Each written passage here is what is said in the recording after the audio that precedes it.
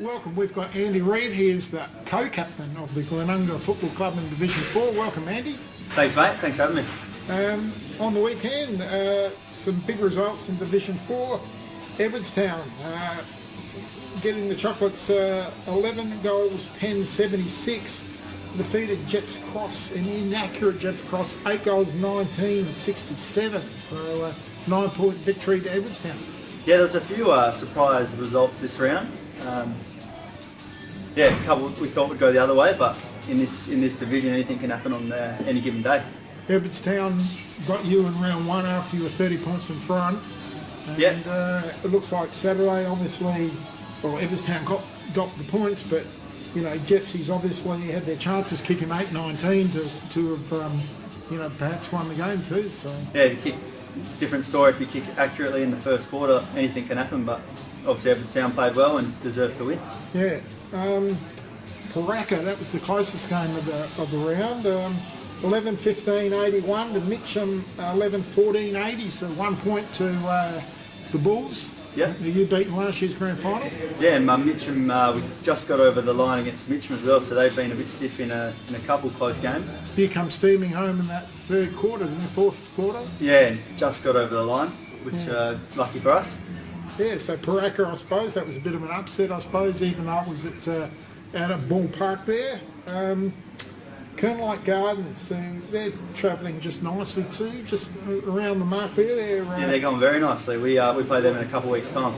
Yeah, 12 goals, 15-87, defeated Eastern Park 8-10-58. That was at Mortlock Park. At Kernlight Gardens? Yeah. Yep. Yeah, as I said, we play them in a couple of weeks' time, so we're looking forward to that matchup. The side you play this week, we've got SMOSH Lakes. 10 goals, 8-68, defeated Salisbury 7-14-56. SMOSH have won 4 on the trot now. Yeah, so danger game this week, and it's our ladies' day at the club, so we're looking forward to putting in a good performance.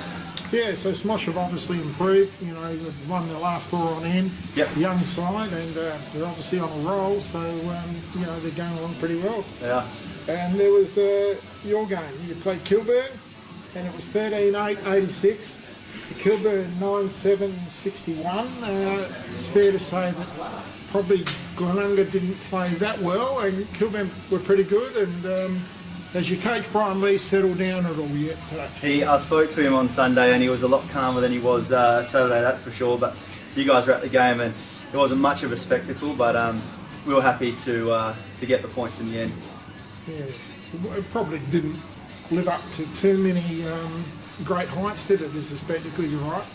Yeah, I know, started off well, but just as the game went on, we went through a few numbers behind the ball, and we probably didn't use it as well as we wanted to, and didn't get going the last quarter, which was a bit disappointing that we didn't run out the game. But as I said, we were happy to get the win in the end. Yeah, Kilburn played pretty well. They did. They did have a lot out. They had 8 or 9 out, and I know you had some very good players like McMahon and Asfara and Lockie Middleton out as well. Yep. So Because by teams you can only play against who's on the park, and we had a few outs, like you said. So they've got some dangerous players, which we had to be careful of. Big Harry Prosser and Big Fish Wonky kicked 3 apiece. Yeah, we got some big targets up forward, so I guess that's a good luxury we have. If we need to get it in long and quick, that's probably when we're most dangerous, when we get it into those kind of boys. And when's the other Wonky due back from injury? Roach should be back in a few weeks' time, we hope. 2 weeks? Yeah, but gives you another big target up there? Yeah, he'd be handy up there, as well as getting McMahon back, but he's playing pretty well at the moment for the Crows, so I don't know how much we'll see of him. And Guy Ward kicked a couple after being out for 1 with a bit of a head knock the week before.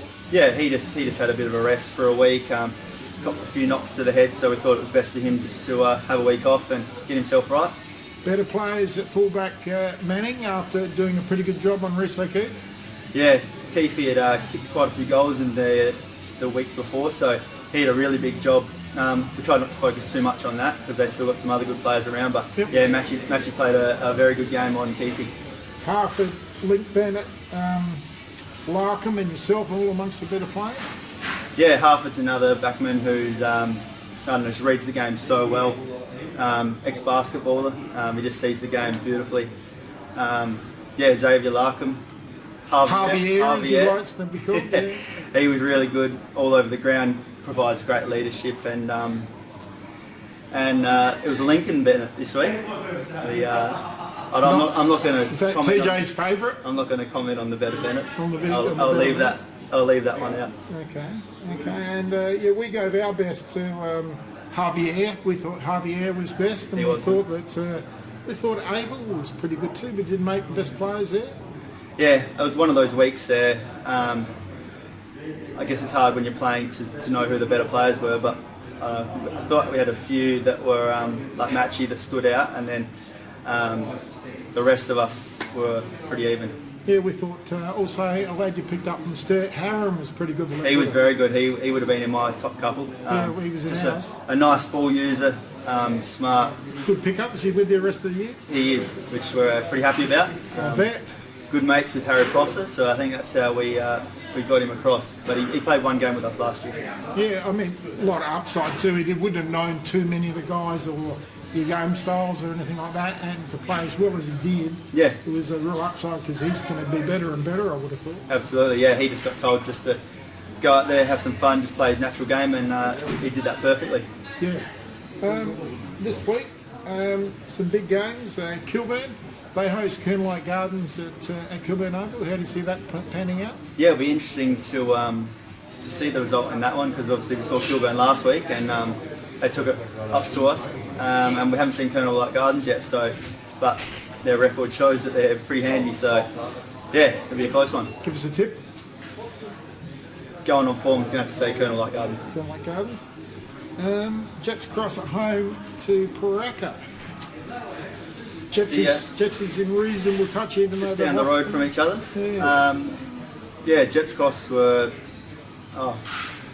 another close one.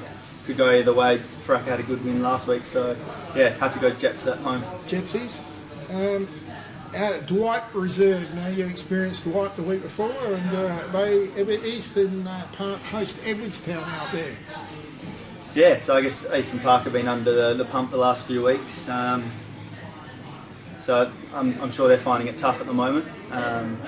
We played Edwardstown round one and was pretty impressed by them. So I think a bit of a, I don't know if you call it an upset, but I reckon they might Eastern Park get the win away from. A couple of keys there with Corey May and Colby Blythe for Edwardstown. Those big forwards who rotate through the middle of the ground. Yeah, they kicked a few goals this year.